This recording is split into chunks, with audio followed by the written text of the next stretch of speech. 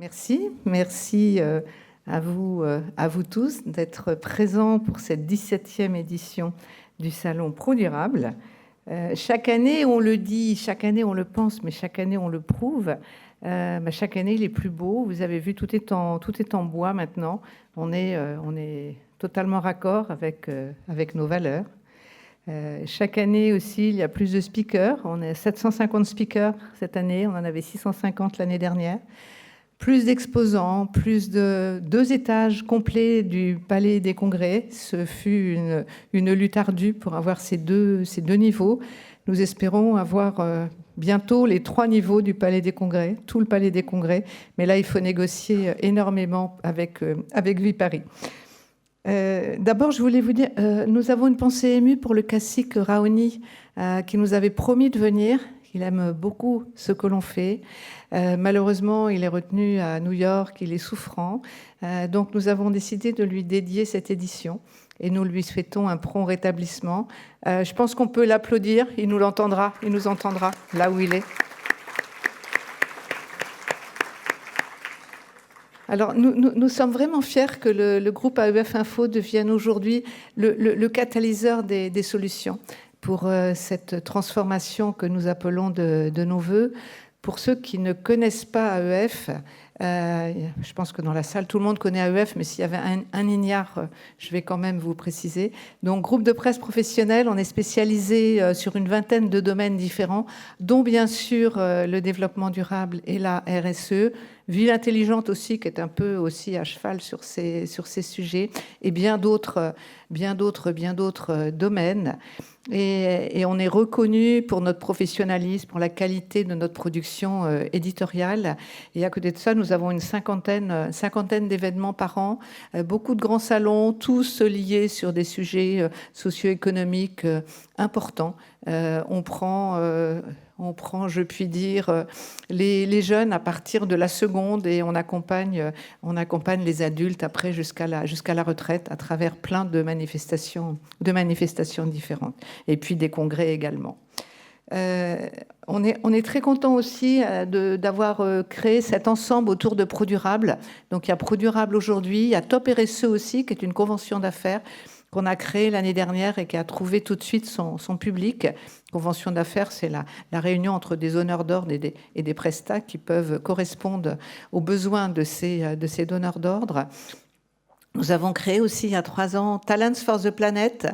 Donc là, c'est le salon B2C qui est sur la transformation des formations, que ce soit initiales ou professionnelles, la transformation des métiers vus de l'intérieur des entreprises et aussi l'emploi impact.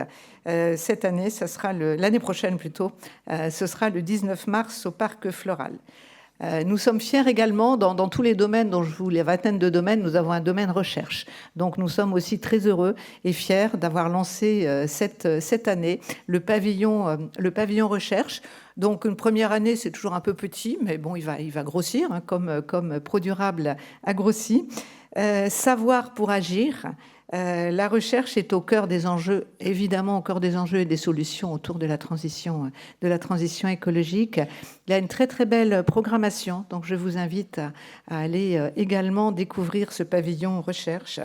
Et nous sommes fiers et aussi reconnaissants de toute l'équipe qui a fait le plus beau des salons pour cette 17e édition, qui travaille pendant 1 an pour construire pendant 2 jours. Vous vous rendez compte, c'est quand même l'événementiel, c'est un peu magique, mais l'événementiel, c'est magique quand ça marche et c'est l'inverse quand ça ne marche pas. Donc bravo à l'équipe d'AEF, la vingtaine de personnes qui ont contribué à ce salon. Alors pendant 2 jours, nous allons parler valeurs. La valeur qu'on nous accorde, la valeur des valeurs, nos valeurs, comment tout ça dans une organisation, comment on concilie les 2 sens du mot valeur qui sont parfois un peu antinomiques. Enfin, ça existe encore. Alors bon, c'est vrai que avec la CCRD, on va beaucoup pour rassembler le mot valeur et la signification du mot valeur dans les deux sens du mot valeur. Bon, cette année, on va beaucoup en parler. C'est tout à fait normal, hein, c'est au centre de l'actualité et vous allez avoir des dizaines de conférences avec des sujets et des angles différents sur la CSRD. Je vais donner la parole à Bertrand Badré. J'ai posé la question. Alors, Bertrand a dirigé la Banque mondiale et aujourd'hui, il dirige un fonds d'investissement qui s'appelle Blue Like and Orange Sustainable Capital. Alors, évidemment, il m'a avoué que, en fait, il avait créé ce nom pour qu'on lui demande à chaque fois pourquoi il avait pris ce nom. C'est une superbe histoire, une très belle histoire. Donc je pense, et même l'écharpe qu'il a orange participe à cette histoire. Donc je pense qu'il va nous la raconter. Je fais monter... c'est toi d'abord. Alors c'est Manuelle Paraponce, la directrice de la rédaction d'AEF, qui va vous présenter cette table ronde et animer cette table ronde et qui reposera donc la question à Bertrand. Bonne journée.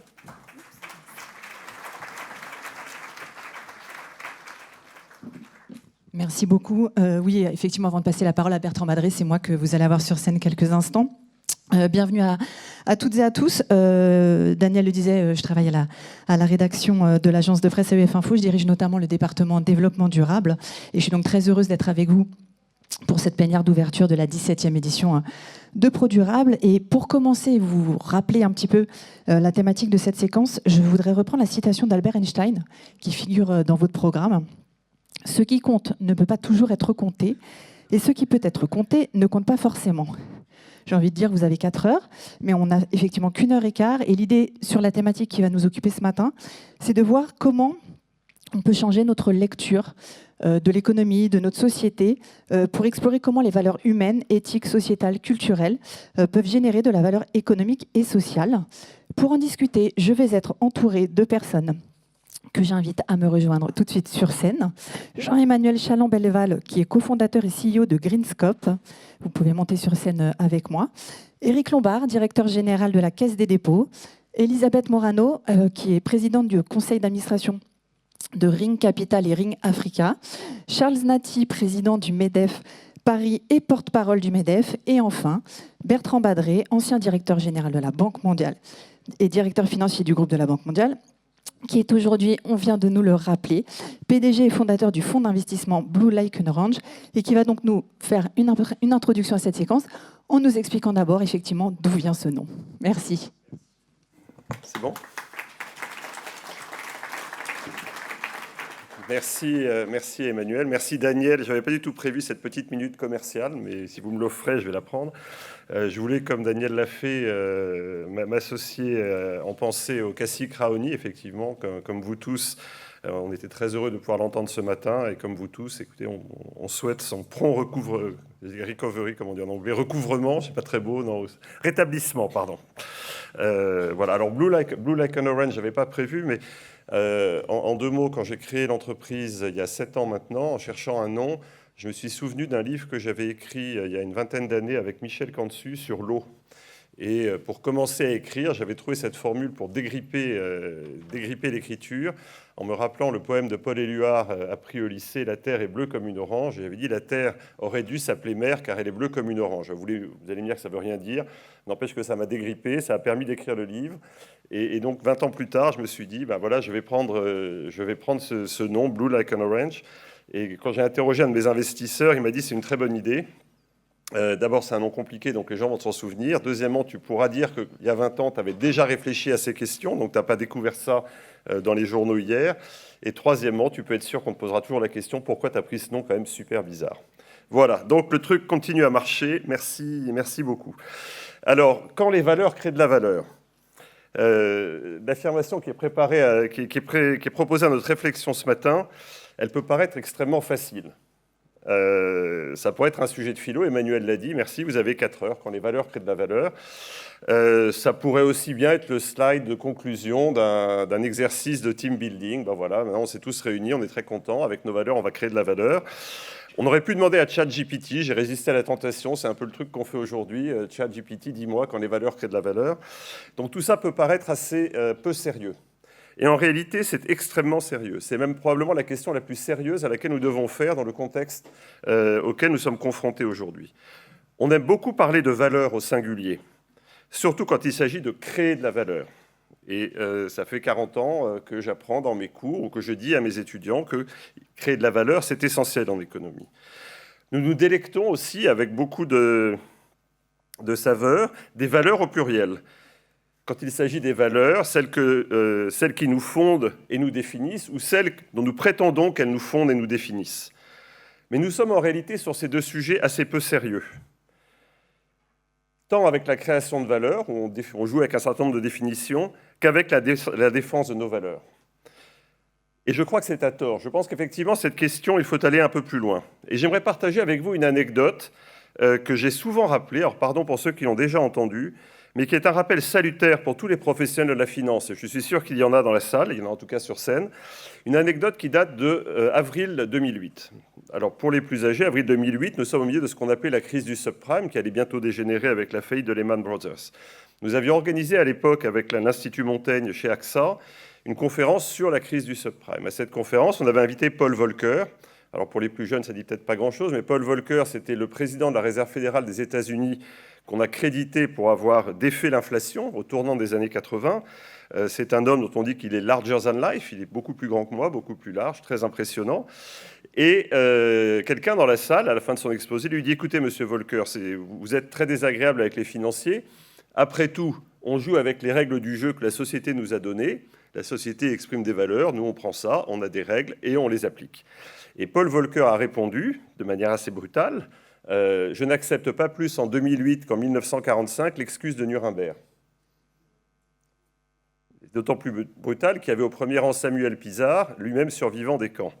Et il explicite en disant « Vous les financiers, vous êtes parmi les plus diplômés de la planète, vous êtes parmi les plus informés, vous êtes incidemment parmi les mieux payés, vous n'allez pas me faire croire en plus que vous ne savez pas ce que vous faites. » Je veux dire qu'il y a eu un silence dans la salle, et quand je répète cette anecdote aujourd'hui, j'ai encore ma colonne vertébrale qui vibre un tout petit peu.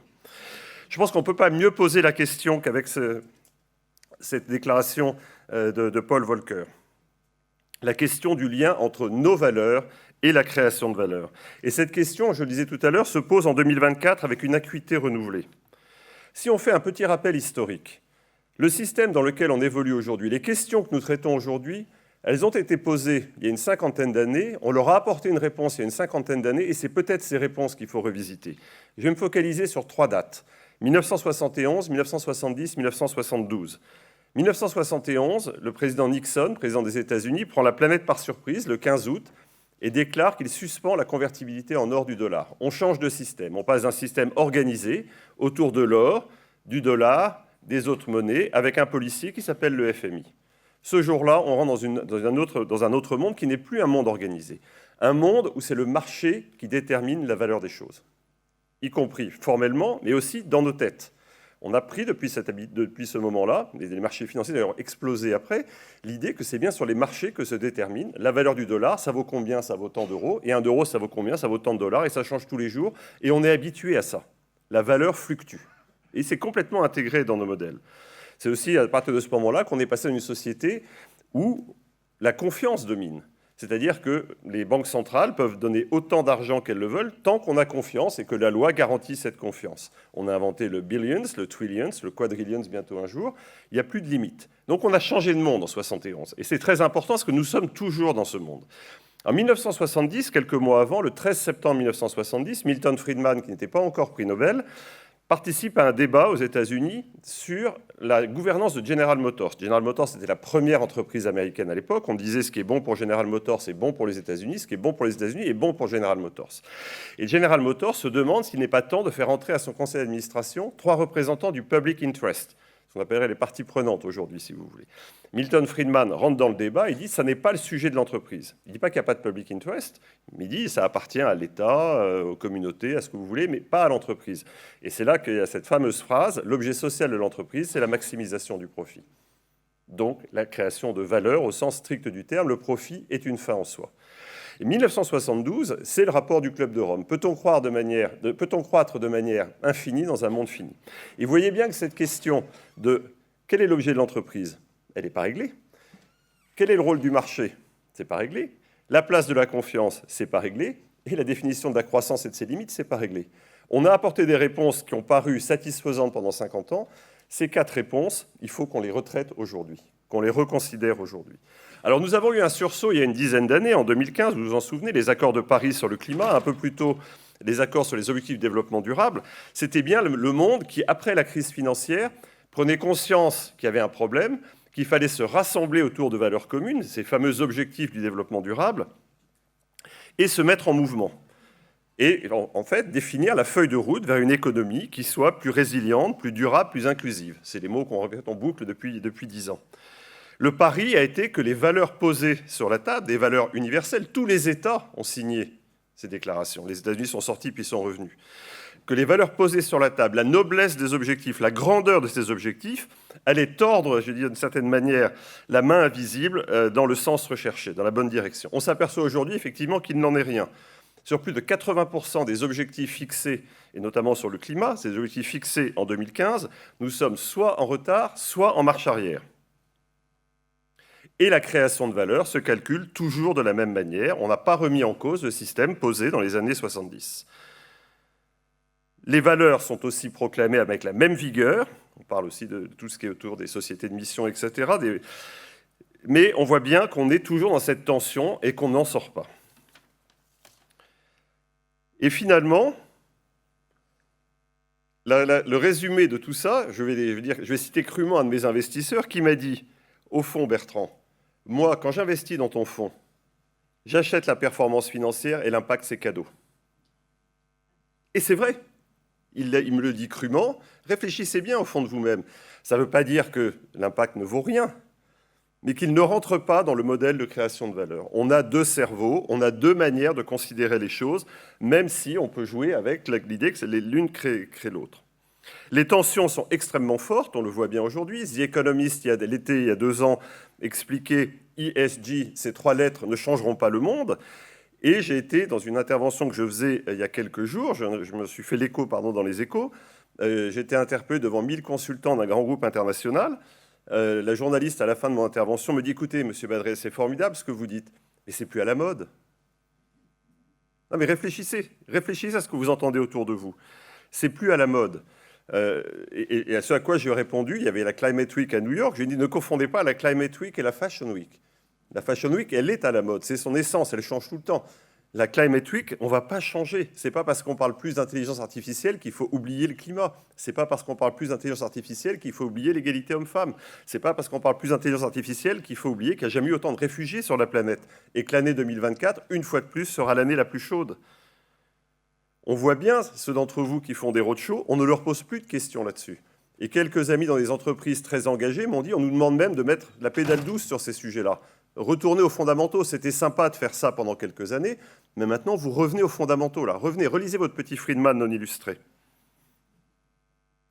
Eh bien non, effectivement, les valeurs ne sont pas une mode, les valeurs sont une nécessité. Les engagements de 2015 nous obligent. Ces engagements, c'est vraiment, encore une fois, des engagements universels, ce ne sont pas des engagements cosmétiques. Ils reposent sur nos valeurs, que nous devons regarder sérieusement. J'aime bien ce mot « sérieux ». On l'oublie trop souvent. On zappe, on va très vite d'un point à un autre. Non, quand on prend un engagement, il faut s'y tenir. Je pense qu'il est temps, et vraiment, je le dis, d'être sérieux et de poursuivre le travail.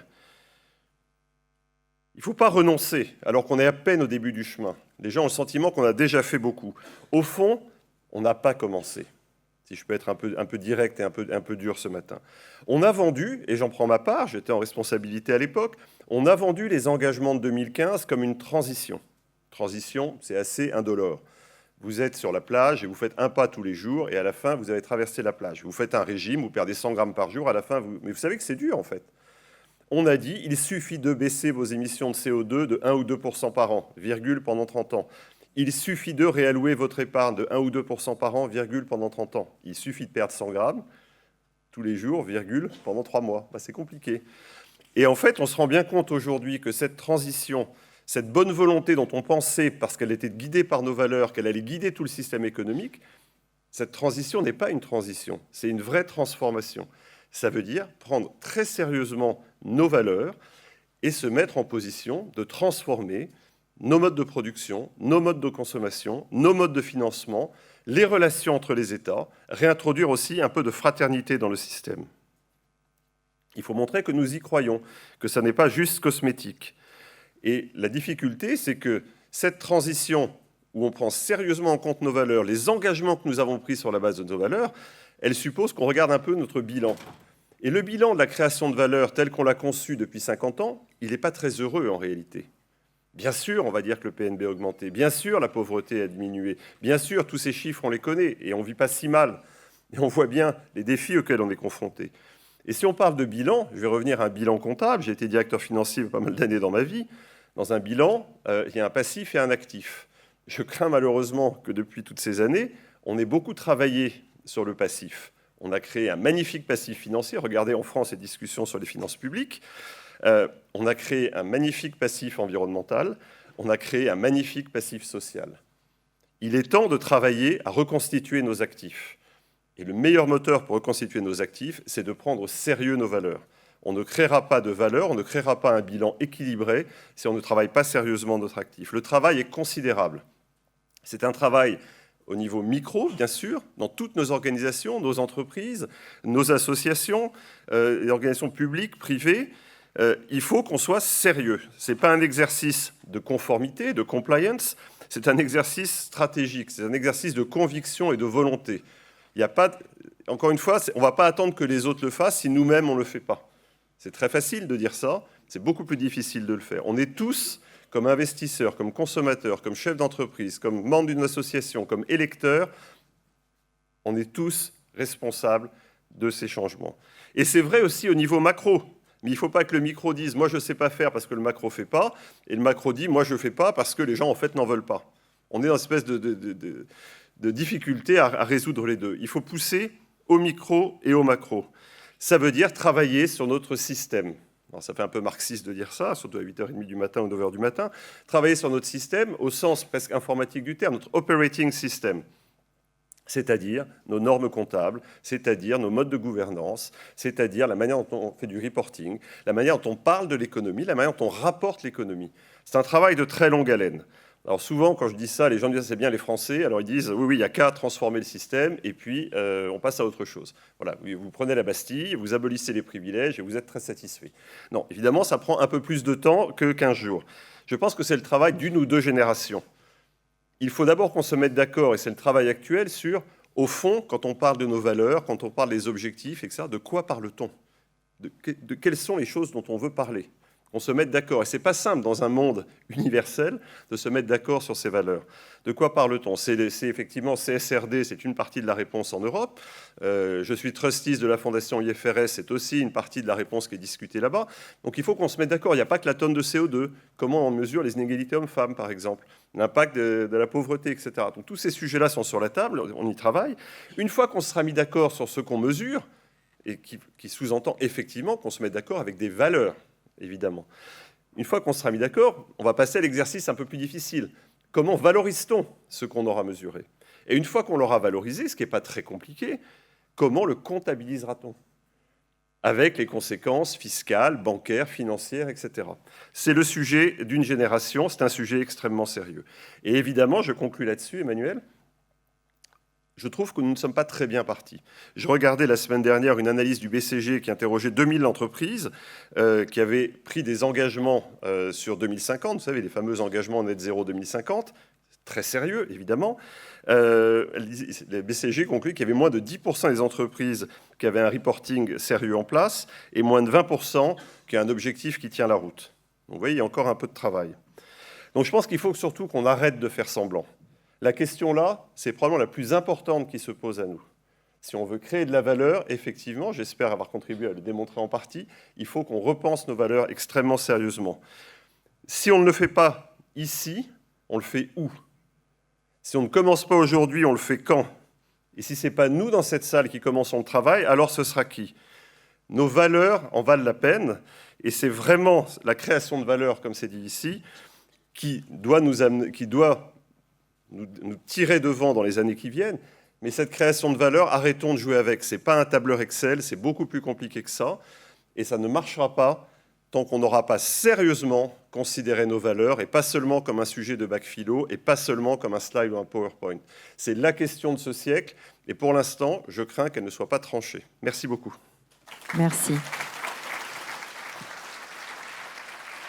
Merci Bertrand Badré, je vous invite à rejoindre le fauteuil sur la tribune avec nous. Pour rebondir sur ce propos introductif qui, ma foi, ouvre bien les questionnements, je voudrais qu'on parle justement sur quelles valeurs se mettre d'accord. D'après vous, quelles sont les valeurs qui sous-tendent aujourd'hui notre système et qu'est-ce qu'elles disent de nous? Et surtout, Bertrand Badré disait qu'il était le temps de commencer véritablement le travail. Quel autre modèle promouvoir? Une question pour vous, peut-être d'abord Elisabeth Moreno, au regard de votre expérience à la fois en entreprise, mais aussi de ministre de l'égalité entre les femmes et les hommes, la diversité et l'égalité des chances entre 2020 et 2022. Bonjour. Bonjour à toutes et à tous. Je suis extrêmement heureuse d'être ici et puis de partager ce panel avec des hommes que je sais engagés. Parce que Bertrand disait tout à l'heure qu'il y a une question de conviction. Moi, je crois qu'il y a aussi une question de responsabilité individuelle et collective sur ce sujet. Et je vais peut-être d'abord commencer par vous féliciter, vous toutes et vous toutes qui êtes dans cette salle, parce que finalement, vous êtes les pionniers de la RSE. Parce que c'est vrai que ça fait 15 ans qu'on en parle. J'étais d'ailleurs assez impressionnée quand j'étais accompagnée par une personne de l'équipe AEF qui me disait tout à l'heure on va recevoir en 2 jours 17 000 personnes. 17 000 personnes qui ont enfin compris que ce sujet était plus que sérieux, il devient vital. Et je pense que quand ce salon, je crois que c'est la 17e édition ou quelque chose comme ça, il n'y avait pas plus de 500 personnes les premières années, alors même qu'on parle de responsabilité sociale et environnementale. Donc ce qui concerne nos vies, notre bien-être, l'avenir de nos enfants.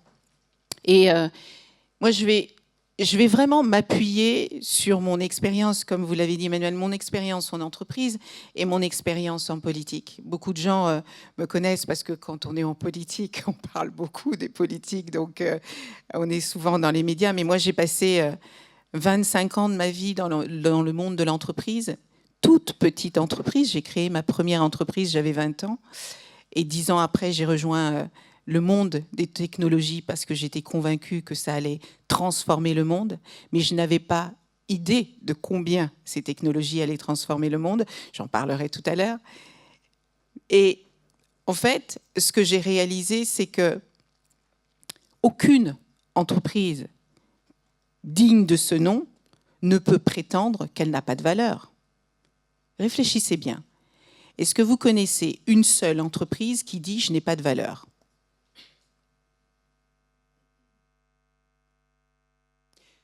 Toutes les entreprises affichent des valeurs.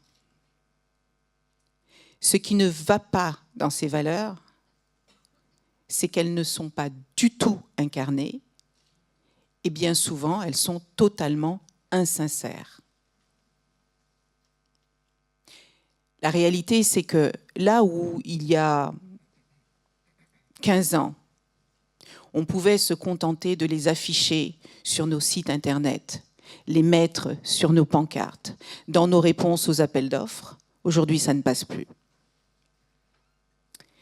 Aujourd'hui, non seulement les patrons ont besoin d'assumer leurs valeurs, non seulement on attend d'eux qu'ils en parlent, mais on observe, les salariés observent, les clients observent, les compétiteurs observent, et on ne laisse plus passer.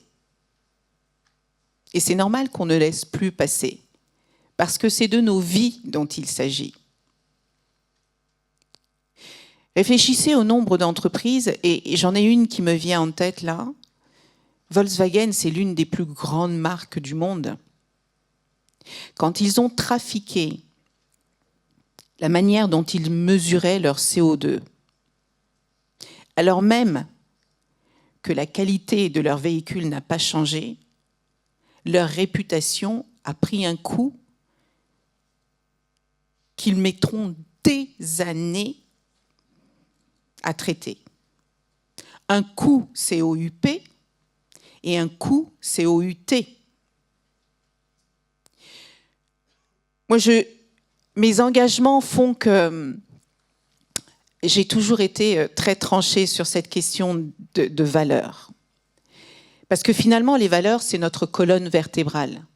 Ceux d'entre vous dans cette pièce qui avaient des enfants, vous les élevez avec des valeurs. Et vous savez bien que vos enfants font ce qu'ils vous voient faire et non ce que vous leur dites de faire. Si nous avons des entreprises qui affichent des valeurs d'éthique, d'intégrité, d'inclusion, d'innovation, etc., etc., et qu'elles ne font rien de ça, et quand je dis qu'elles ne font rien de ça, il n'y a que des Français, je crois, dans la salle. Levez la main si vous êtes étranger. OK. You guys speak French, right? I hope so. Otherwise, you're going to have a tough day.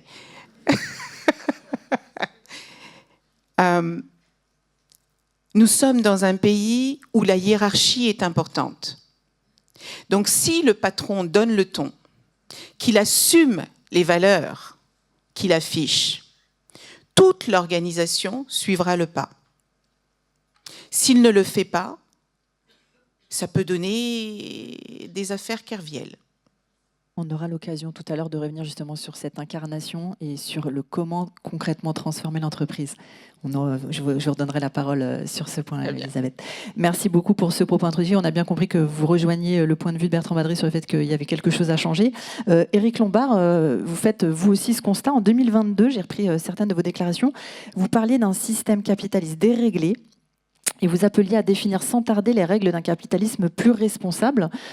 Du coup, j'imagine que vous faites parfaitement vôtre aussi les propos qui ont été tenus précédemment. Et la question, c'est sur quoi, comment on change ? Alors, évidemment, en total accord avec ce qui a été dit par Elisabeth et par Bertrand, moi, je vais vous tenir un propos purement financier, parce qu'on ne l'a pas encore fait ce matin. En tant que directeur général de la Caisse des dépôts, c'est un établissement public, mais un établissement financier. Et si on fait un constat purement financier, on voit qu'on arrive à réconcilier les valeurs précisément. Parce que le constat financier, c'est quoi ? Si on continue sur la trajectoire de dérèglement climatique et d'atteinte à la biodiversité, un réassureur suisse, et franchement, il n'y a pas plus sérieux sur la planète qu'un réassureur suisse, a calculé que le PIB mondial allait baisser de 20% dans les 20 prochaines années. Baisser de 20%. C'est-à-dire qu'avec un PIB mondial qui baisse de 20%, franchement, les investissements ne vont pas être rentables. Puis un deuxième élément, c'est l'élément de l'équité. Notre monde, politiquement, refuse de plus en plus l'accroissement des inégalités. Refus électoral, mais refus aussi social, que ce soit les inégalités de revenus, et d'ailleurs les inégalités qui se sont le plus accrues ces dernières années, les inégalités de patrimoine, compte tenu du taux de rendement élevé justement du placement du capital. Et on voit bien que si cette irritation qui devient une rage des peuples aboutit à abolir le système économique libéral dont Bertrand retraçait les dernières étapes, ça ne va pas non plus être excellent pour les investissements. Et donc, la réconciliation des valeurs est l'élément clé qui permet de préserver à la fois les valeurs financières et nos valeurs éthiques et morales. Alors du coup, qu'est-ce qu'on fait ? Alors quand on est à la Caisse des dépôts, c'est un côté de simplicité, parce qu'on n'a pas d'actionnaire. Et donc, on a considéré que notre coût du capital était inférieur à celui d'un acteur privé. Et on le prouve tous les jours sur la transformation écologique et sociale. Dans les 5 prochaines années, on va engager 100 milliards d'euros. Si je prends le rapport Pisani-Mahfouz, c'est un tiers du besoin de financement de la transformation écologique, parce que Bertrand a évidemment raison, c'est une transformation, c'est pas une transition. Et on va faire de l'isolation thermique des bâtiments, on va faire la rénovation des réseaux d'eau, on va faire de l'énergie renouvelable, les RER métropolitains. Et beaucoup de ces sujets, beaucoup de ces investissements, soit ont une rentabilité faible, et même parfois, même s'ils sont indispensables, ils n'ont pas de rentabilité du tout. Parce que ce qui caractérise la transition écologique énergétique, c'est qu'on va remplacer des infrastructures existantes, qui vont devenir des actifs échoués dans la durée, par la même chose, pour produire la même chose, mais de façon décarbonée. Je caricature un peu évidemment en disant cela. Mais la réalité, c'est que si le coût du capital de la caisse n'était pas à 4% sur ces investissements, on ne pourrait pas le faire. Mais on bute sur un problème plus large. C'est qu'on ne peut pas laisser le reste de la société, le reste des investisseurs, à part Blue Like Orange, qui est un investisseur responsable, continuer à chercher du 8% avec des investissements carbonés ou qui dégradent la biodiversité ou qui dégradent la société. On peut d'autant moins le faire que la régulation arrive, qui ajoute des contraintes. Quand on déplace une usine pour des raisons de biodiversité, ce qui heureusement se fait de plus en plus, ou quand il faut la remplacer ou mettre des systèmes qui limitent la pollution, tout ça a un impact négatif sur la rentabilité. Et donc j'en viens à la réponse à la question que vous posez. Ma conviction profonde, c'est qu'il faut rérégler le fonctionnement de l'ensemble du capitalisme et quelque part faire l'inverse de ce qu'a fait Nixon en 1971. Il faut recréer un nouveau consensus. Parce que ça ne va pas se faire par la fiscalité. Hein. On ne va pas lancer un débat fiscal parce qu'il y en a beaucoup en ce moment. Mais en réalité, la fiscalité augmente le coût du capital. Ça ne veut pas dire qu'il ne faut pas le faire. Mais il faut le faire par un consensus des acteurs pour que, ayant une vision commune de ce qui permet de sauver la planète et de sauver la société sur le long terme, l'ensemble des acteurs acceptent un rendement moindre de ce qu'ils font, parce que c'est ça qui est protecteur de la planète, et c'est ça qui est protecteur de leurs intérêts. C'est là où on réconcilie les deux. Alors, comment est-ce qu'on fait cela? Et c'est là où ça devient très compliqué.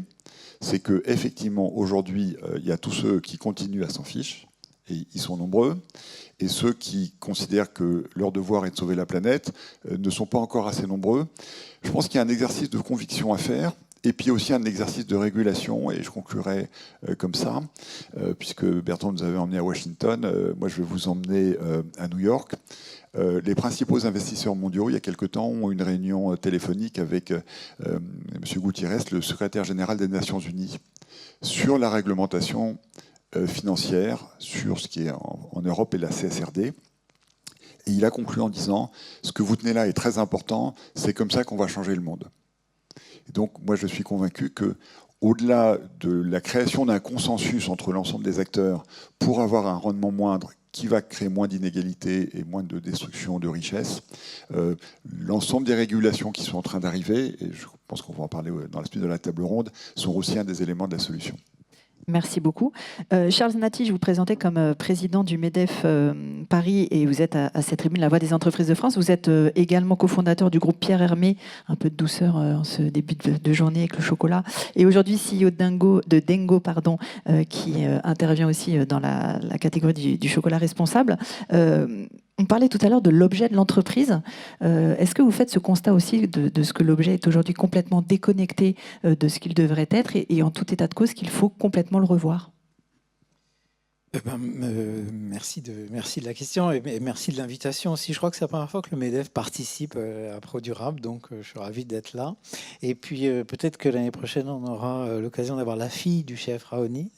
J'espère que sa santé va se rétablir, mais on a un avis qui est beaucoup engagé aussi, non seulement dans les questions de l'Amazonie, mais aussi pour la cause des femmes.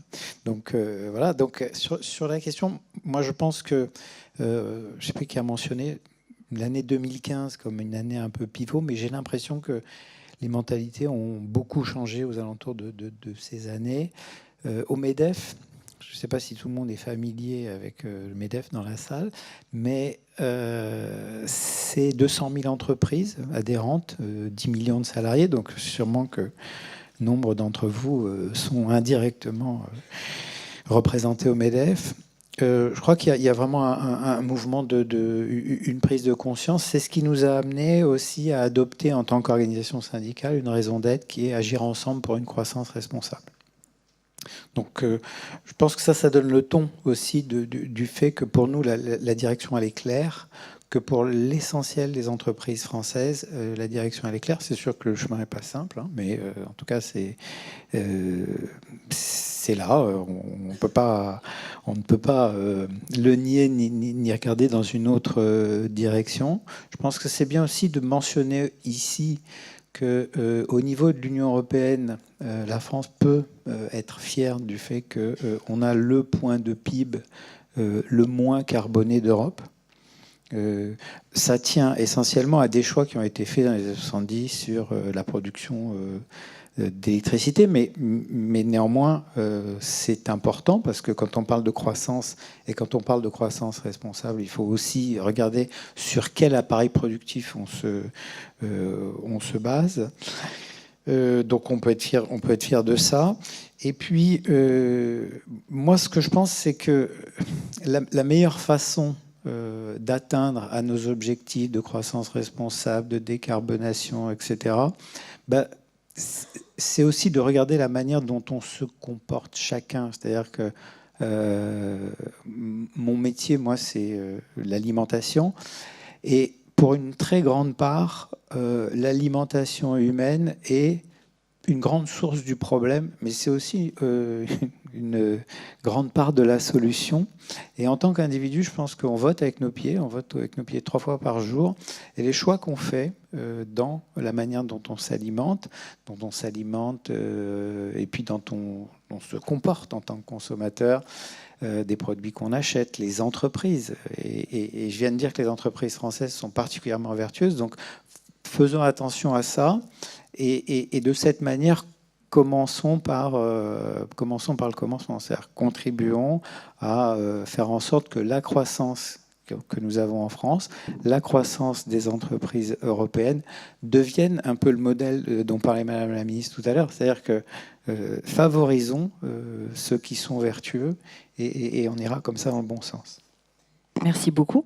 Jean-Emmanuel Chalambel, votre cabinet accompagne des entreprises et des établissements financiers, notamment dans leur démarche RSE. On vient de parler là de la nécessité peut-être de changer de modèle. Est-ce que vous voyez, Charles Nati parlait à l'instant des entreprises qui adoptent des raisons d'être, qui auraient des modèles vertueux. Est-ce que vous le percevez aujourd'hui dans votre activité ? Merci du coup, bonjour à tous. Merci Emmanuel pour l'invitation. Sur cette table ronde. Ravi d'être avec vous tous aujourd'hui et vraiment, comme le disait Elisabeth, c'est vraiment un grand plaisir de voir qu'on est tous aujourd'hui de plus en plus nombreux à s'intéresser sur ces sujets de durabilité. Pour me présenter très rapidement, donc je suis aujourd'hui CEO de Greenscope et Greenscope, c'est une solution du coup de reporting ESG qui permet d'accompagner les entreprises et les grandes institutions financières sur toutes leurs démarches de durabilité et leurs performances durables. Pour répondre à cette question, je voudrais nous inviter à tout d'abord un petit voyage dans le temps pour réfléchir en fait à d'où vient aujourd'hui la façon dont nous comportons par rapport à la propriété, parce que quelque part c'est un point fondamental sur cette question. Et quand je me rappelle d'avoir été assez surpris quand j'étudiais sur le droit romain en particulier. Le droit romain, c'est le droit d'user et d'abuser. C'est une conception qui est encore assez présente dans notre société aujourd'hui. Le droit d'user et d'abuser de notre propriété. Ce qui est intéressant, c'est de voir que dans le droit romain, il y a ce droit d'user et d'abuser, par exemple, même d'aller jusqu'à tuer votre esclave. Quelque chose sur lequel, heureusement, aujourd'hui, eh bien, avec tous les droits de l'homme, on a réussi à revenir. Mais cette notion du droit d'user et d'abuser est encore très présente dans notre société. Je pense qu'il faut qu'on en ait conscience.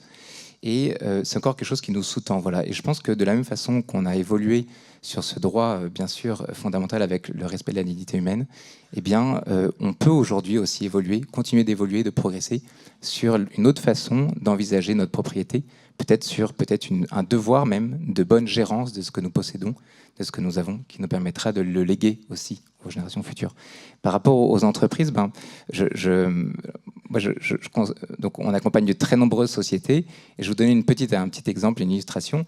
Un CEO d'une grande institution financière qui me disait il y a 3 ans, les questions durables, là aujourd'hui, c'est surtout beaucoup de contraintes. Est-ce que vous pouvez m'accompagner sur comment est-ce qu'on peut faire pour limiter cette contrainte dans le cadre de nos activités ? Et je lui ai répondu, nous, on va être surtout compétents pour vous aider justement à développer votre durabilité. C'est notre savoir-faire, c'est là qu'on va avoir du talent. Il m'avait dit, écoutez, très bien, mais c'est peut-être pas forcément le besoin que j'ai aujourd'hui. Et il m'a rappelé il y a quelques jours pour me dire, voilà, Jean-Emmanuel, je me rappelle ce que vous m'aviez dit. Et aujourd'hui, on est intéressé pour progresser parce que du coup, on a changé en termes de mentalité. Et donc, je pense qu'aujourd'hui, il y a un vrai changement qui s'effectue. Il y a des discours qui étaient prononcés il y a quelques années Je pense sur les questions en particulier sociales, il y avait beaucoup de travail à faire sur les questions de parité homme-femme. Peut-être il y a en particulier, vous voyez encore il y a 5 ans en France, on a beaucoup progressé. Et puis peut-être plus récemment sur les questions durables qui sont rentrées, voilà, qui sont rentrées dans notre réflexion. Merci. Je sais que c'est pas à moi, mais on a et merci messieurs d'avoir beaucoup parlé des questions d'égalité femmes-hommes. 50% de la population, c'est bien qu'on s'y intéresse, mais en fait, il faut parler de toutes les diversités. C'est vraiment important de parler des diversités de handicap, parce que ce que veulent les gens aujourd'hui, c'est aller dans l'entreprise telle qu'ils sont.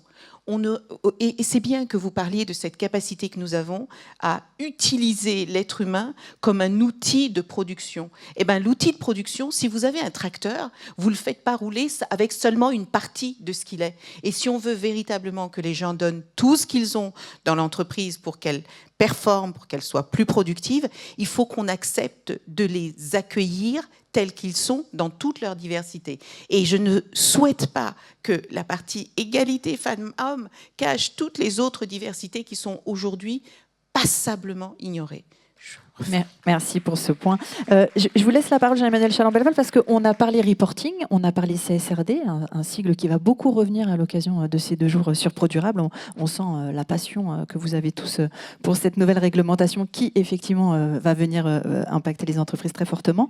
En quoi la CSRD, le reporting de durabilité, mais aussi la CSRD, qui est une nouveauté, va permettre de mesurer et d'avoir des critères objectifs de qualification, de quantification de ces valeurs extra-financières qui sont aujourd'hui, on le disait tout à l'heure, un tableur Excel, c'est facile. La question de la diversité, et quelle diversité, qu'est-ce qu'on prend en compte, en quoi ça va aider? Moi, je vais laisser ces messieurs parler de la technicité, je vais vous parler d'un sujet. Puisqu'on parlait de l'égalité femmes-hommes. Est-ce que vous savez à quand remonte la première loi qui dit à travail égal, salaire égal? On a dû l'apprendre à l'école. Plus de 50 ans. C'était en 72.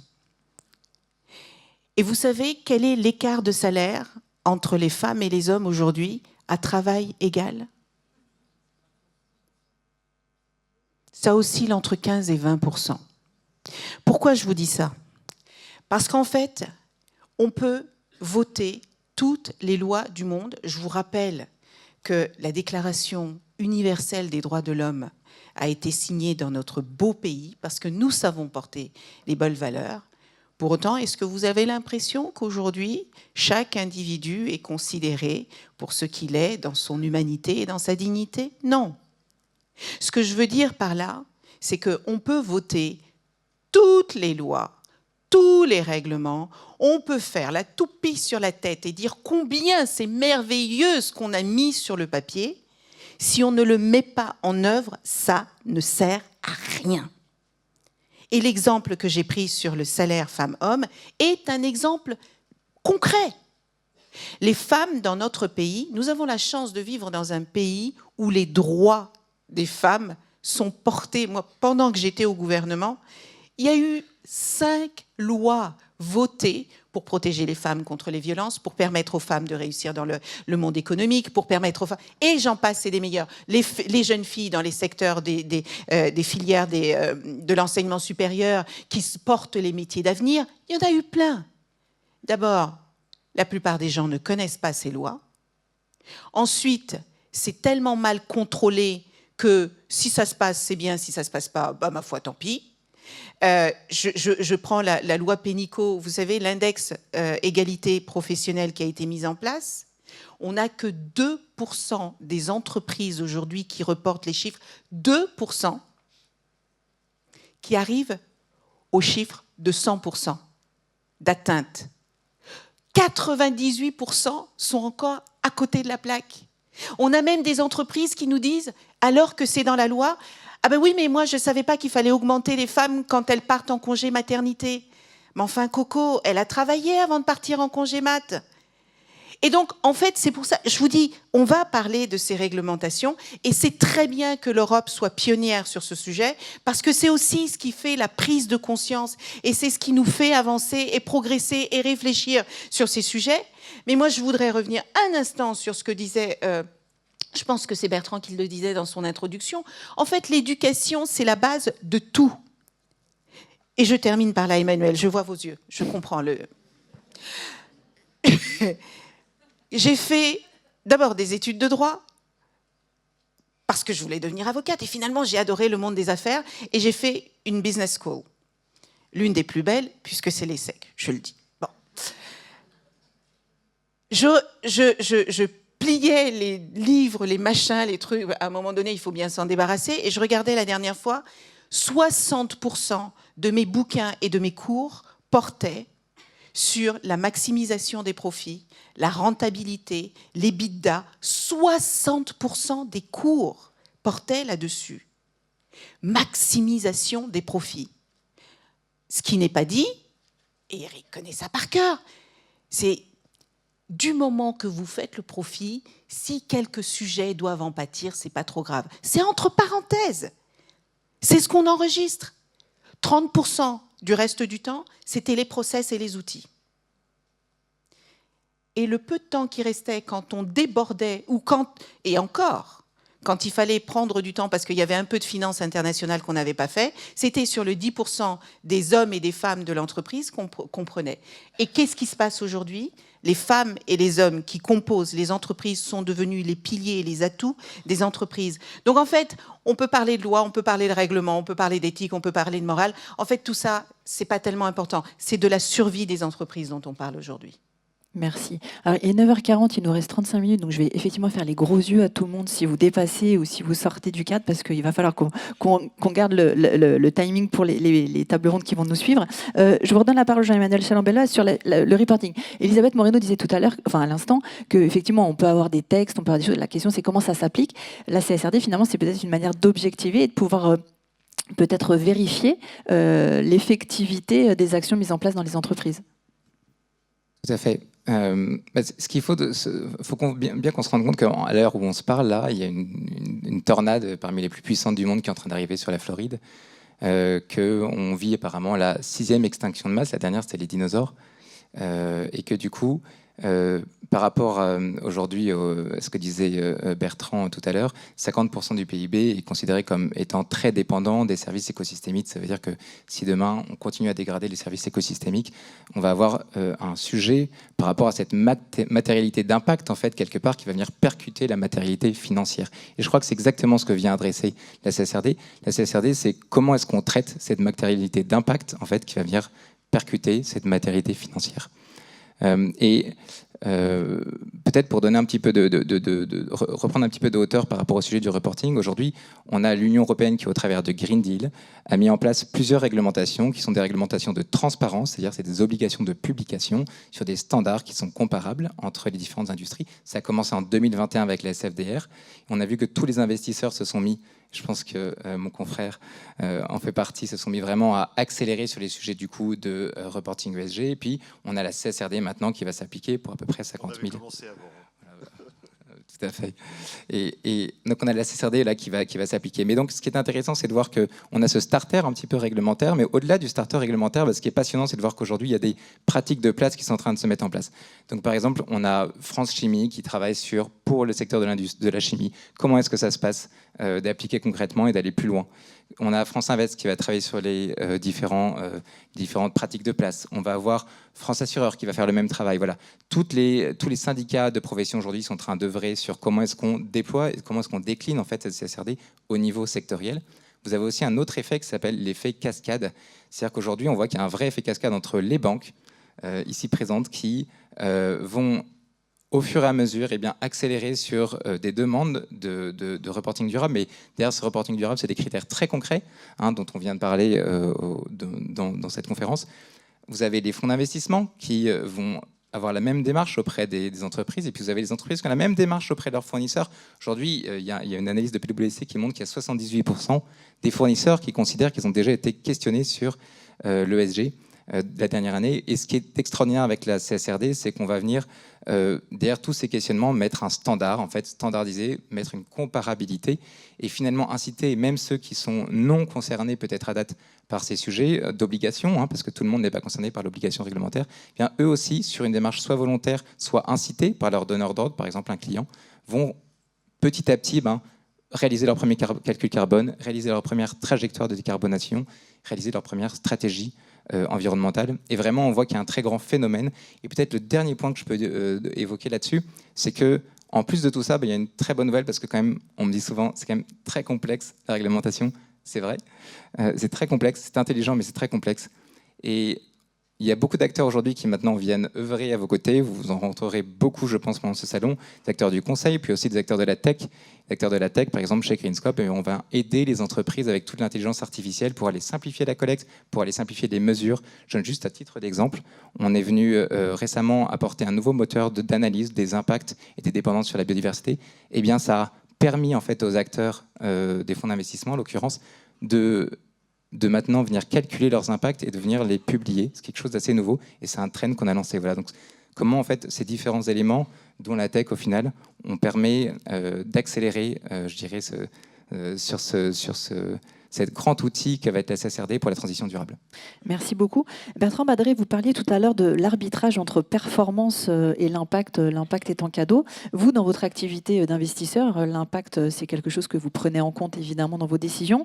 La CSRD va permettre d'unifier pour partie sur le volet européen les données qui vous seront soumises. Mais comment déjà aujourd'hui vous intégrez les valeurs extra-financières et selon quels critères? Est-ce qu'il y a des sujets que vous priorisez par rapport à d'autres?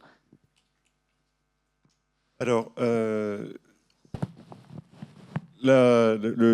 point pour moi, pour compléter, j'investis pas en Europe, j'investis dans le reste du monde. Et c'est une partie de l'équation dont on n'a pas beaucoup parlé ce matin. Et Elisabeth, qui aussi travaille sur l'Afrique, comprend ce dont je veux parler. Donc à la fois, je suis très sensible à ce que Jean-Emmanuel vient de dire. Je pense que la CSRD, c'est une manière de faire bouger les choses. C'est un peu, parfois perçu de manière un peu brutale, un peu raide, un peu technique, etc.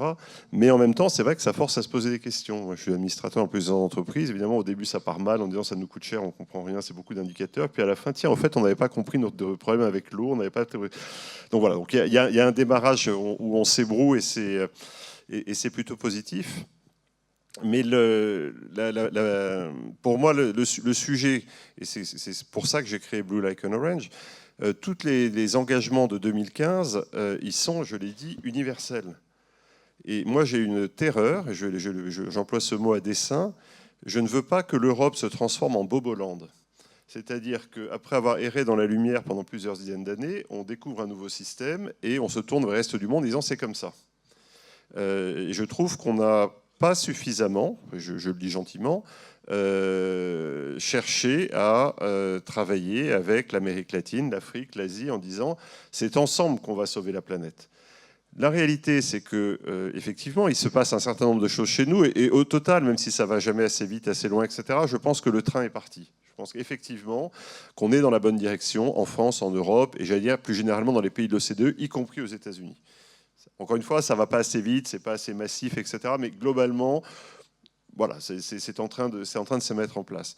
En revanche, on est très décalé par rapport au reste du monde. Et on se retrouve dans une posture où le sentiment qu'on donne, c'est vous nous faites la morale, vous nous dites ce qu'il faut faire ou pas faire, vous ne nous aidez pas financièrement, ni en termes d'investissement privé, ni en termes d'investissement public. Et par ailleurs, d'ailleurs, moi-même, avec votre morale, vous êtes un peu flexible. Et donc, nous, on commence à trouver ça de moins en moins supportable. Et quand incidemment, vous nous demandez de nous aligner avec nous sur la Russie ou le Moyen-Orient, c'est là que ça tourne vinaigre. Et c'est là qu'on a les tensions géopolitiques auxquelles on fait face aujourd'hui.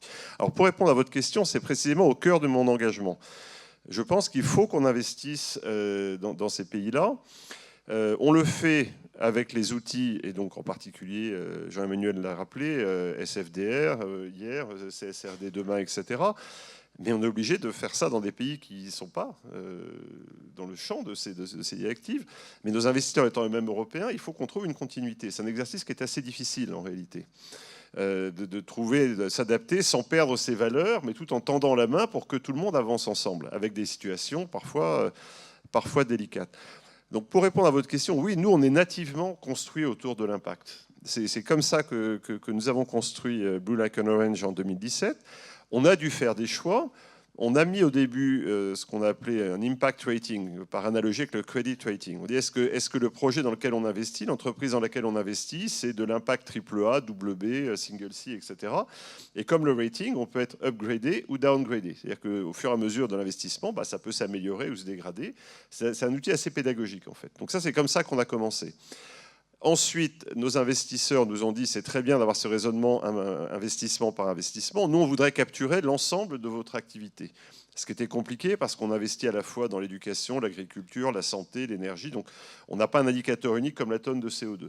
Donc, on a essayé d'avoir des indicateurs qui capturaient l'ensemble, comme on veut qu'il y ait un certain pourcentage d'investissement d'impact très élevé.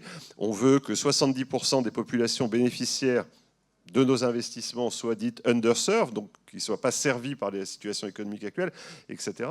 Et le troisième étage de la fusée, c'est de s'adapter aux réglementations européennes. Donc c'est un exercice qui est au total assez compliqué, mais qui pour nous est essentiel. Là où c'est un peu frustrant, comme je le disais tout à l'heure, c'est qu'au fond, les investisseurs sont contents qu'on fasse tout ça, mais c'est à part. C'est-à-dire qu'au total, ce qui compte, c'est la performance financière. Et c'est ça qui pour moi est l'enjeu, et je suis content d'être dans cette salle aujourd'hui. Il faut que on arrête de se dire il y a une finance durable, sous-entendu il y a une finance non durable à côté. Il y a une finance verte, sous-entendu il y a une finance non verte à côté. Il y a pro-durable et puis il y a pro-non durable.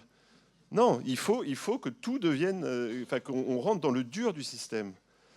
Comme je l'avais dit dans un de mes livres, l'équation financière fondamentale aujourd'hui, c'était posée par l'Université de Chicago dans les années 50, c'est l'équation risk-return. Alors on l'a complexifiée, on a développé l'analyse du risque, on a sophistiqué l'analyse du return, mais fondamentalement, c'est l'équilibre risque-rendement. Et je pense qu'il faut qu'on intègre de manière systématique, et pas seulement pour les 5 ou 10% d'investisseurs dont c'est le métier, une troisième variable qu'on peut appeler durabilité, impact ou autre, qui soit intégrée dans les modèles, et pas à part. Et pour moi, c'est ça l'enjeu. Je ne voudrais pas qu'on se cache derrière Ring, je ne voudrais pas qu'on se cache derrière Blue Like an Orange. Il y a un certain nombre de fonds qui font métier de ça pour permettre à tout le reste de dire on fait comme avant. Voilà, je vais être assez direct. Il faut garder à l'esprit que c'est le système qu'il faut transformer et pas se faire plaisir en faisant à la marge des choses un peu différentes.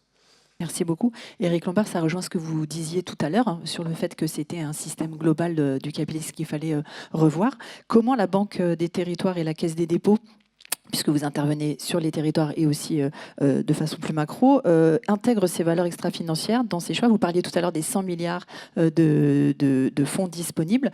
Comment vous choisissez de cibler? Qu'est-ce que vous priorisez? Je suis tout à fait d'accord avec ce que vient de dire Bertrand. Il faut que l'ensemble du système économique intègre dans sa construction, dans sa gouvernance, la question de la durabilité, parce qu'elle est absolument vitale.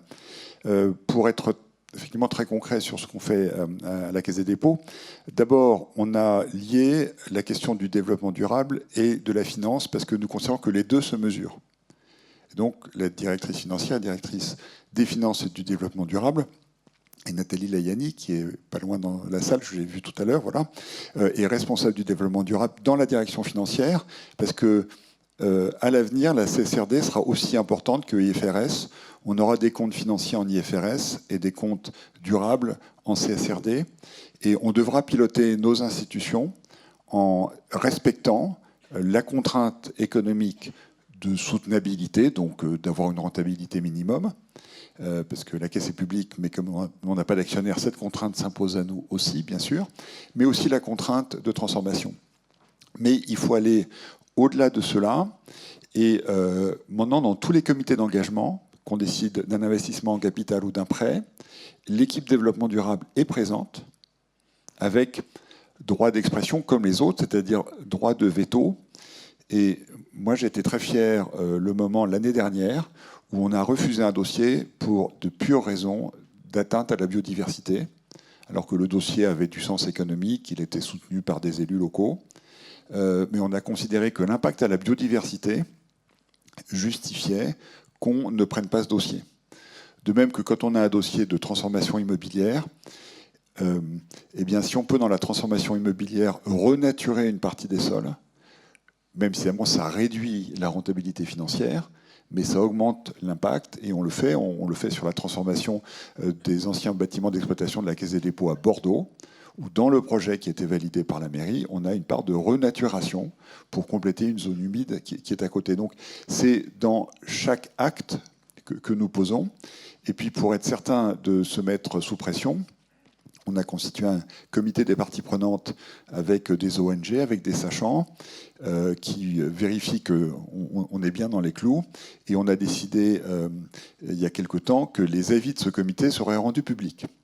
Donc, si on fait quelque chose qui n'est pas conforme à nos engagements ou qui ne va pas assez loin, vous aurez le comité des parties prenantes de la Caisse des dépôts qui va dire là, il y a eu un problème. Donc voilà, parce que je pense qu'il faut aussi soumettre tout ça au regard de l'extérieur.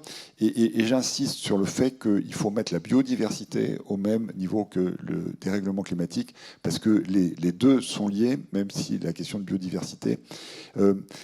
Elle pèse d'ailleurs de plus en plus, parce que maintenant, dans les avis rendus par les collectivités locales sur telle ou telle implantation, ces éléments pèsent. Par exemple, la Poste, qui, comme vous savez, fait partie du groupe, a dû mettre un centre de tri près de Brive, et ce centre de tri n'a pas pu être à l'emplacement prévu initialement, parce qu'il y avait à l'époque... c'était une jacinthe assez rare, et on a considéré comme normal... Enfin, de toute façon, on n'avait pas le choix d'ailleurs, mais que ça nous coûte plus cher de déplacer le centre, mais pour préserver cela. Dernier point qui me paraît tout à fait important.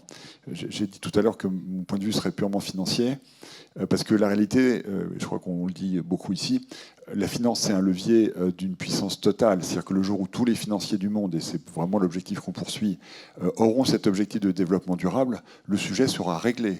Parce que plus personne ne trouvera un financeur s'il n'a pas un projet lui-même conforme. Donc c'est essentiel.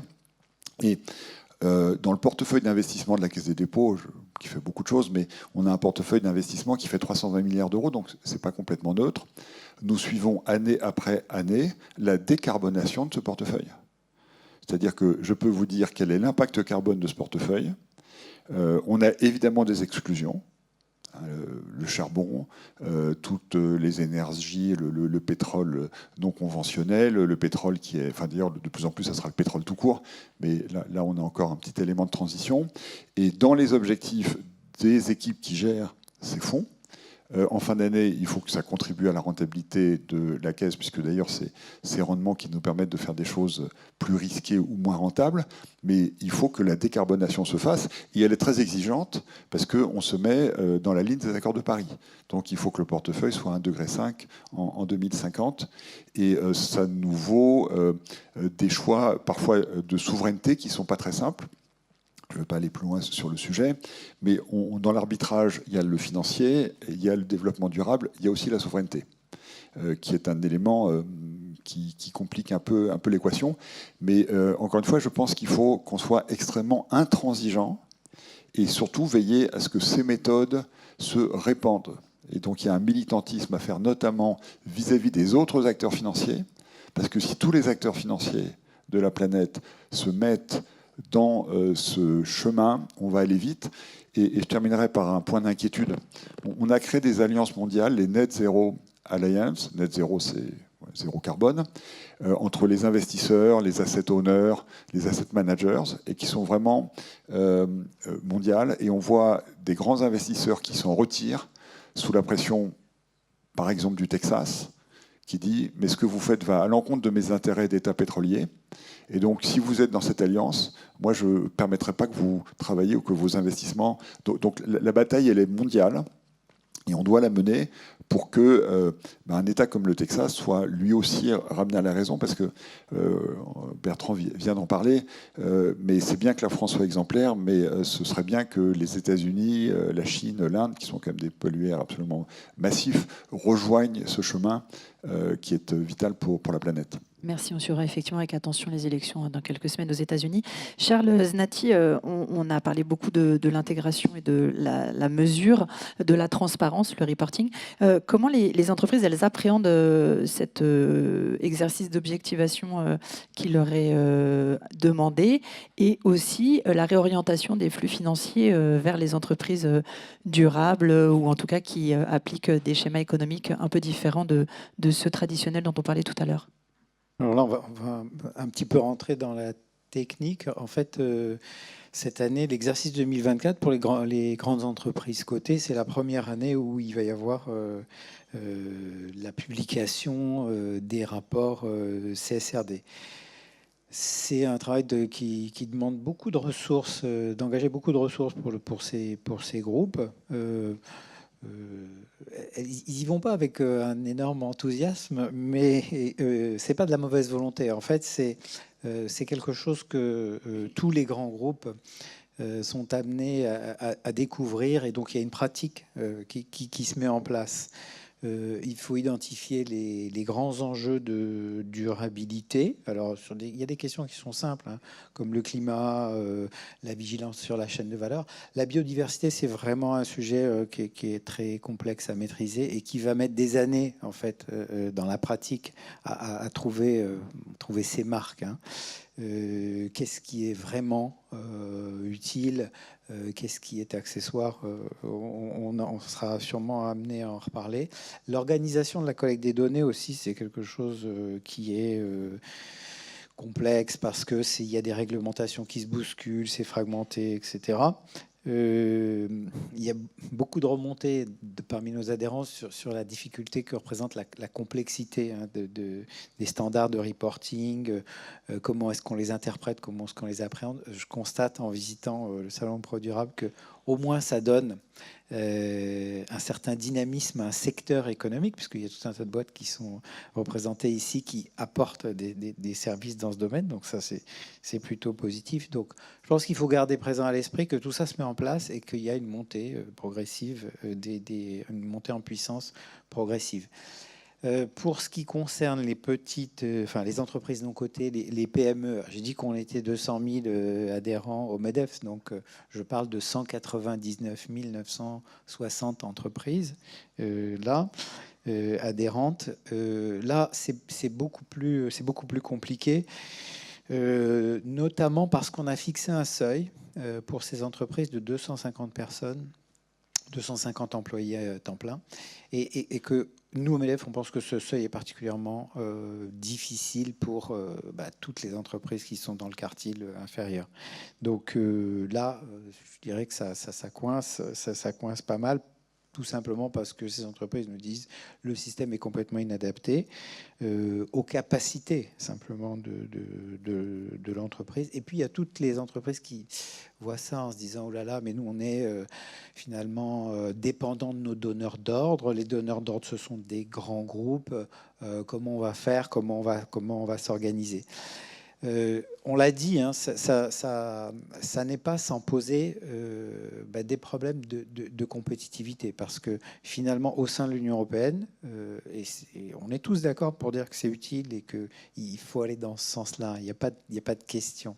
Mais au niveau de l'Union européenne, il est vrai qu'on ne se facilite pas la tâche en regard des standards que nos concurrents s'appliquent à eux-mêmes. Et je ne vais pas redire ce qui a été dit, mais c'est absolument certain. Et je ne doute pas que tout le monde soit conscient de ça. La question, c'est aussi comment on dépasse le simple exercice de reporting pour faire en sorte que les données que vous allez devoir objectiver ou quantifier se traduisent réellement dans un changement peut-être de stratégie des entreprises. Alors moi, je pense qu'il faut complètement changer ce paradigme-là.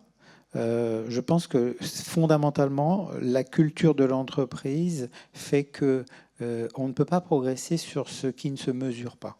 Et que par conséquent, à partir du moment où on mesure quelque chose, on progresse.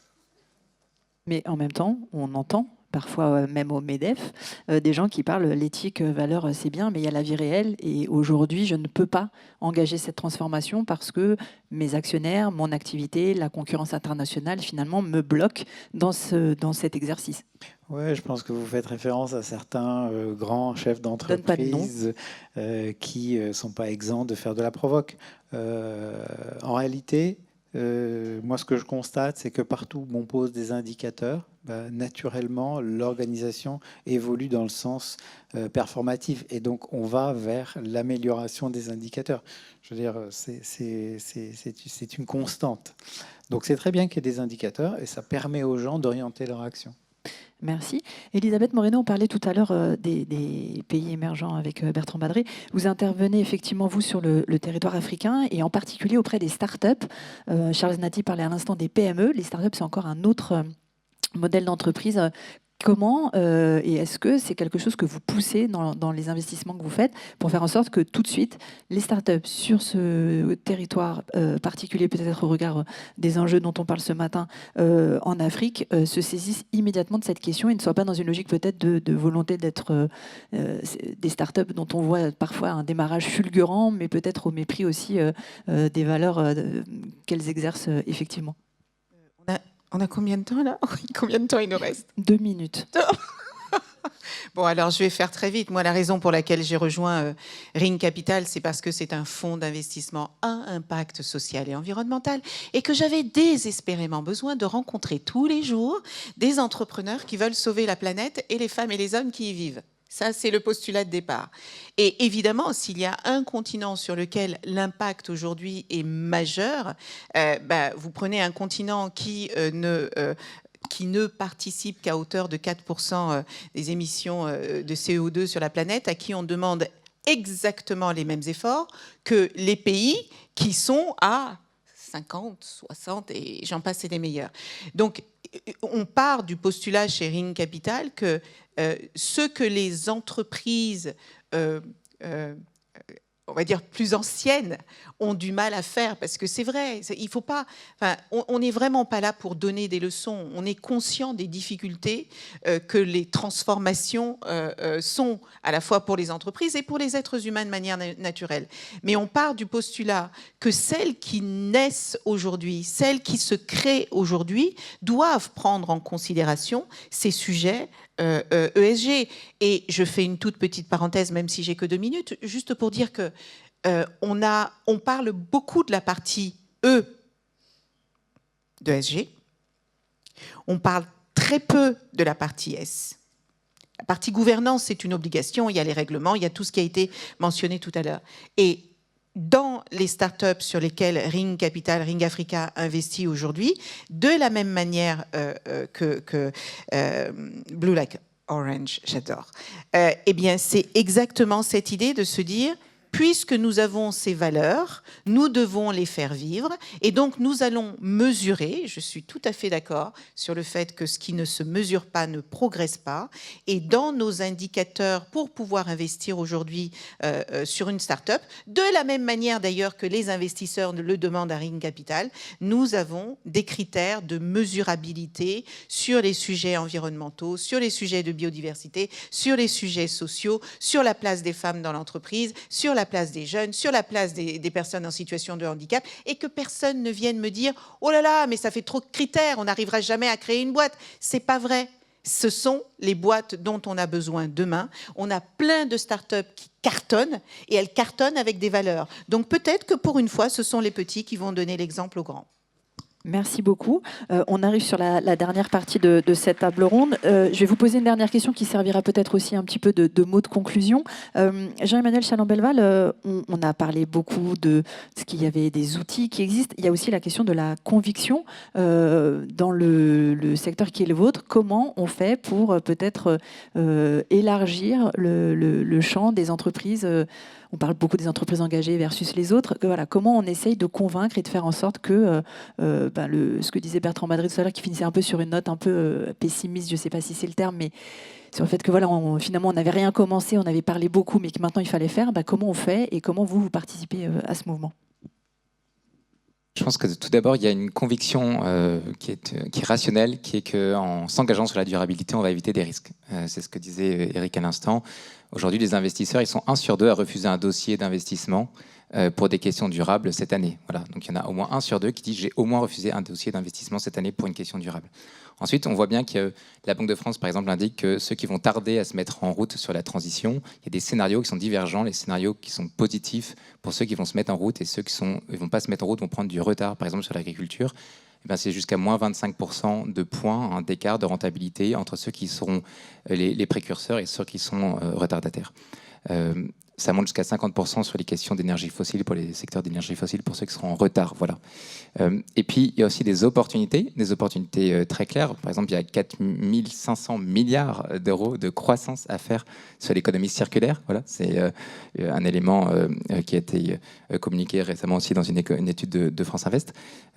Et au-delà de ça, on voit qu'il y a aujourd'hui beaucoup de business qui se lancent et qui, en fait, peuvent accélérer. Par exemple, je peux citer un business que j'aime bien en tant qu'amateur de Varap, qui est Patagonia. Patagonia, dont le fondateur, vous savez, a commencé au début par dire « Moi, j'ai jamais été un homme d'affaires, hein, je mettais des pitons, et je mettais des pitons qui étaient plus protecteurs de la paroi rocheuse dans laquelle je mettais pour escalader, et qui étaient aussi plus durables. » Voilà. Et puis au fur et à mesure, il a créé une multinationale, et il en a fait don récemment pour du coup que les revenus de cette multinationale continuent à venir protéger l'environnement. Voilà. Donc je pense qu'il y a beaucoup de business où on voit qu'aujourd'hui, en étant précurseur sur ces questions-là, eh bien, on a des développements à faire qui sont très forts. J'ai échangé aussi avec le fondateur de Cumulus hier, que je rencontrais.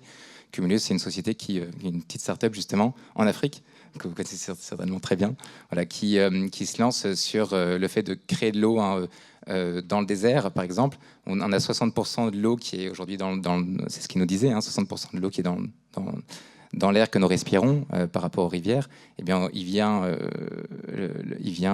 je dirais, l'extraire, et ensuite il permet de créer comme ça des bouteilles d'eau à un prix qui est 50 fois en dessous de la bouteille d'eau classique. Voilà, donc ça, c'est des solutions extraordinaires d'avenir, et je crois que c'est un beau message pour continuer à se lancer dans la durabilité.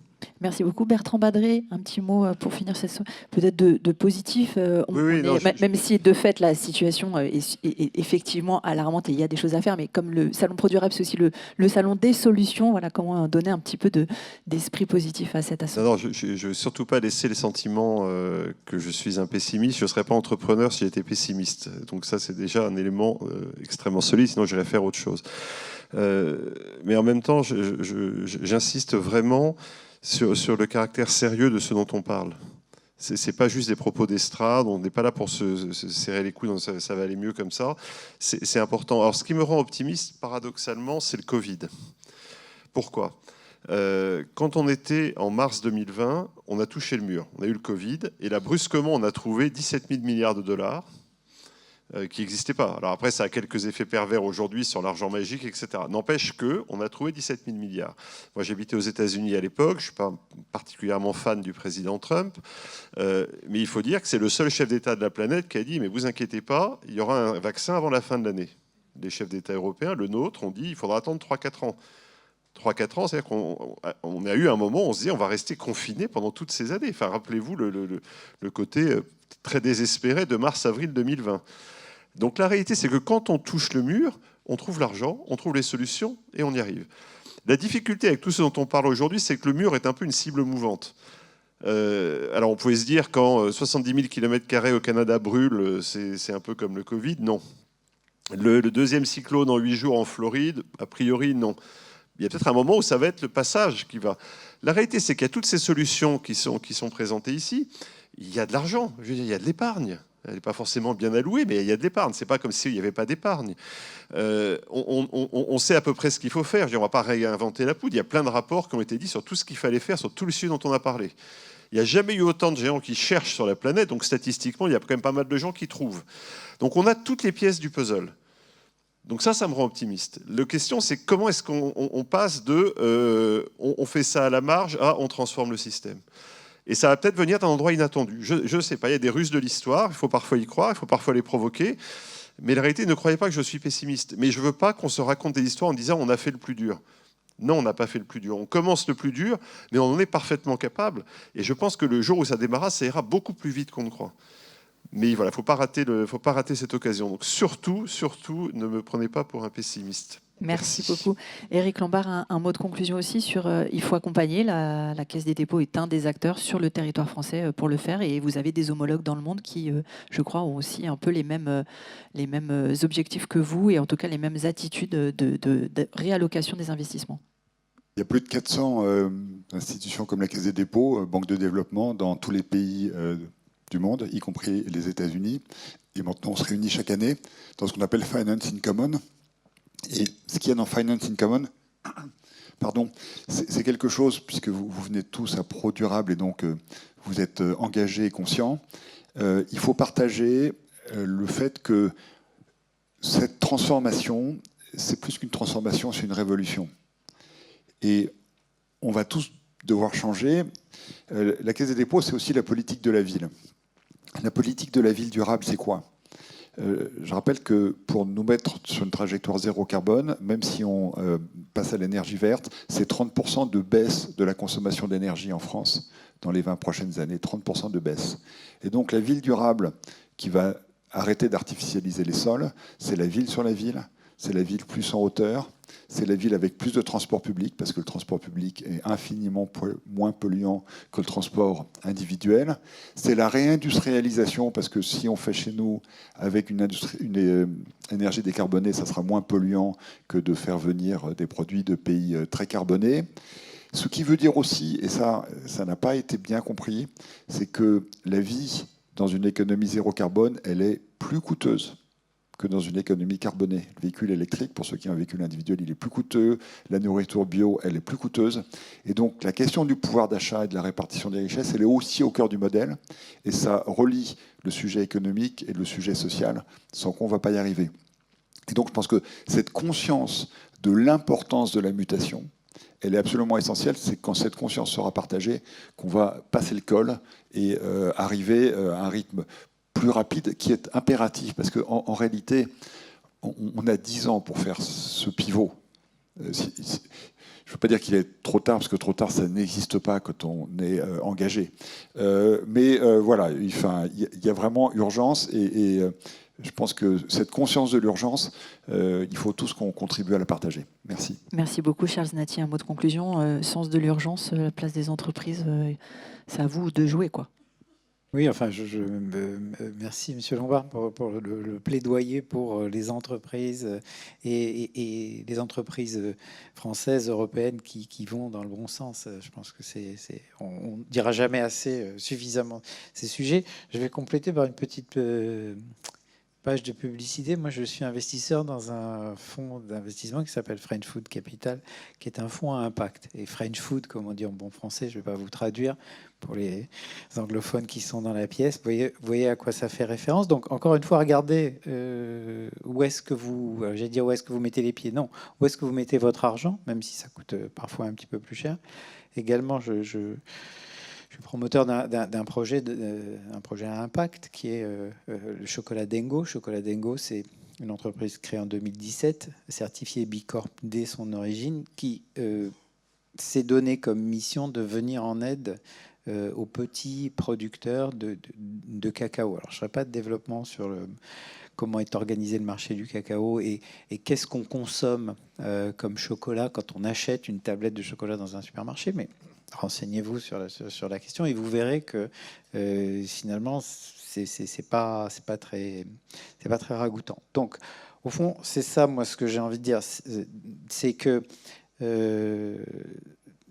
les sujets qui nous occupent aujourd'hui, on est peut-être nous sur ce monde, sur cette orange bleue, très en avance sur ces sujets. Il ne faut pas se voiler la face. Il faut aussi regarder les problèmes de la planète et comment nous, on peut être exemplaires par rapport à tout ce qui se passe autour de nous. Il y a des conflits, par exemple en Afrique de l'Est, il y a des conflits qui génèrent tellement de morts qu'on voit les charniers depuis l'espace. Et ça se passe tous les jours. On n'entend jamais parler aux nouvelles, enfin très peu, à part quelques médias qui mentionnent ces choses-là. Voilà, donc on est dans un monde qui est dans un monde complexe. On a une responsabilité qui consiste à donner l'exemple.